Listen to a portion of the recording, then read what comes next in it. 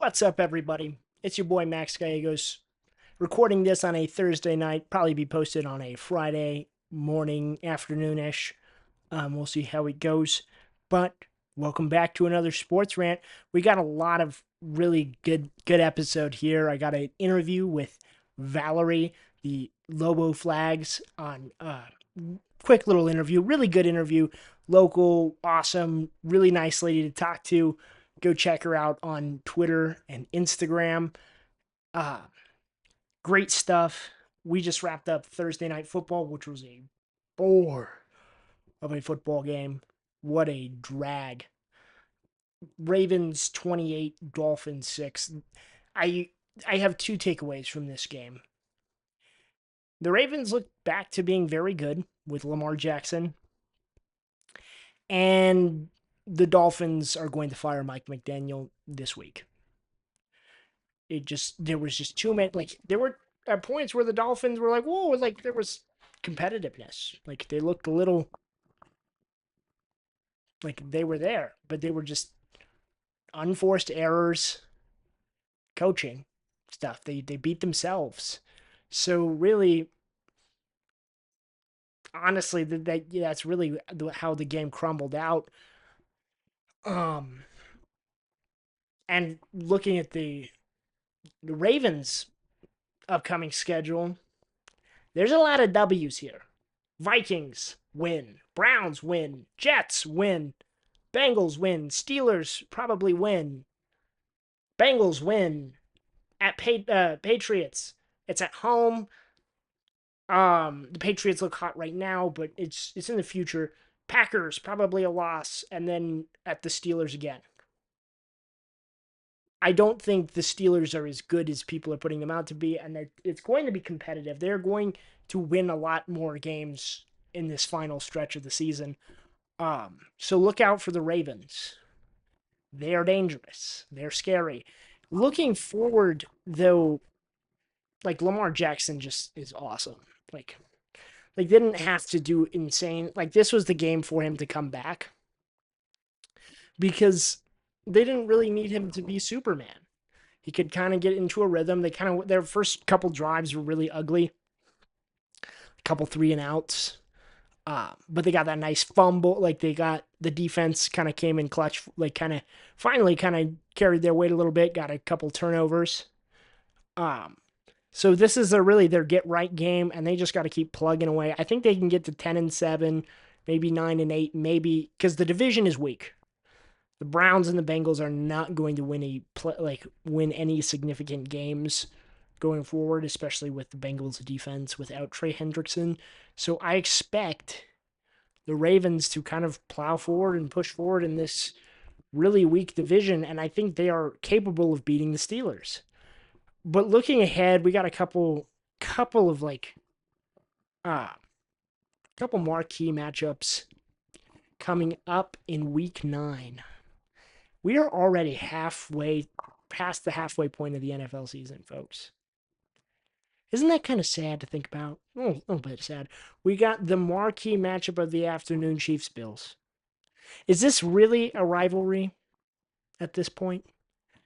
Many people would say no. Many Chiefs fans, many people from Missouri and Nebraska and Kansas would tell you, no, this isn't a rivalry because you have to win games to win a rivalry. And I think it it's not really what we get from a rivalry because Mahomes has won a lot of the games that have mattered. Mahomes has absolutely dominated, and yeah. So other than that, you've got some stinkers. A lot of people complaining last week about, oh my gosh, there was so many blowouts. It was so boring. And it's like, yeah, there were 6 teams on bye, and a lot of them were good football teams. So,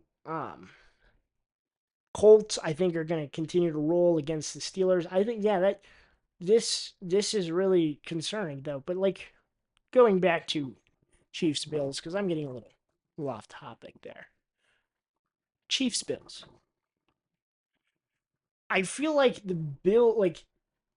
the going into this matchup, the Bills have some definite defensive concerns. They get the ball moved on them, and they will like yeah they look nice against Carolina. Everybody kind of looks nice against Carolina except for if you're really shitty. They were good. They were functional. I think um, we're gonna see the Chiefs defense kind of take a step back a little bit. They've kind of had a couple of doozies here in the last couple of weeks. So I think it's going to be very interesting because they're both kind of in that weird little fringe. The Chiefs are on the up and up. Their offense looks awesome, but uh, and they won their last game really because of their defense. And the Bills are they just got off their get right game. They beat Carolina. This is really the time to just focus, grind, lock in. It's gonna be a good one.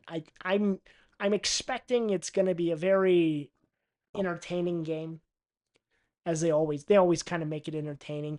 I think the Bills might pull it out just because they always kind of tend to pull it out in the times when it doesn't matter as much, when there's not a Super Bowl ticket on the line. So probably gonna go Bills here. And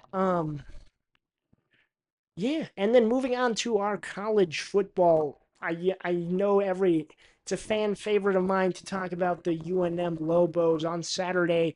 They will be facing UNLV.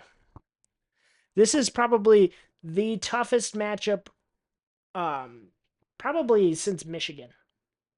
Probably the second toughest matchup on the schedule. Coming off a big win at Utah State.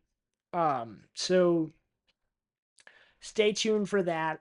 I this is it's We're one win away from bowl eligibility, so that would be pretty awesome. Keep up the winning record. It's in Las Vegas. Um, it's gonna be a tough matchup. I think the let me look at the betting odds for it. Yeah, so the matchup predictor has a like 70% chance for UNLV. They are good. They did drop a game to Boise, so we'll see how it kind of shakes out. Um, it's probably the best running team we've ran into. Um, they run the football pretty well.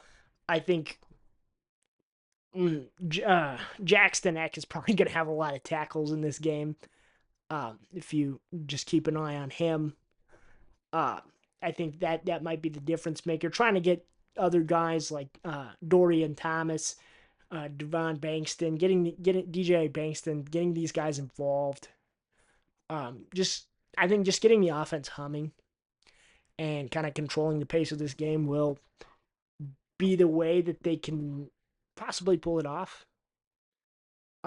Big stadium. They've played in a lot bigger, but this is probably what I think is probably the second or third hardest game on their schedule, and it's going to be a tough one. But I think that I always believe in the Lobos until the final buzzer. So go Bows! And now we're going on to our interview with Valerie. Kick it to there. Awesome. So here we are with welcome back to another Sports Rants, people. I'm here with Valerie. She does some great work. She goes to almost every college game day, I think, and she will bring her UNM flags with her. She will bring New Mexico flags. She represents UNM really well. How's it going, Valerie?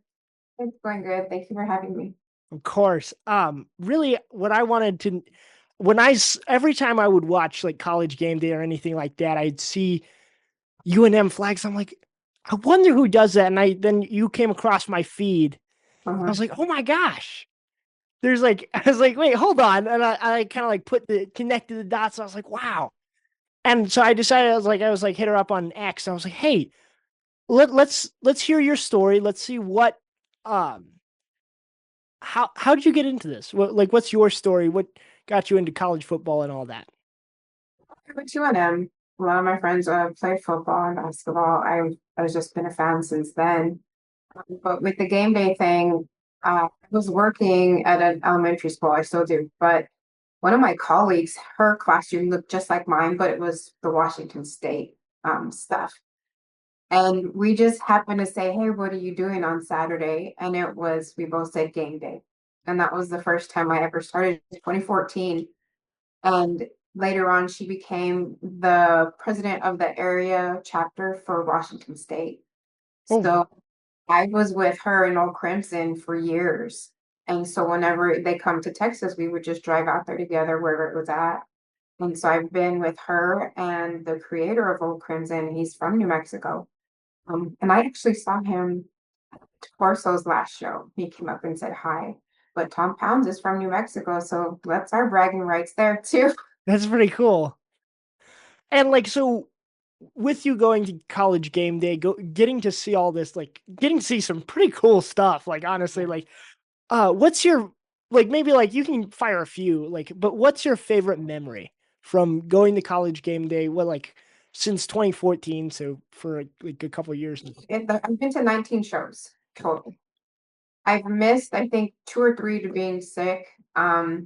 But I know it's going to sound a little weird, but every single show, somebody from home comes up to me and they said, I had to find you.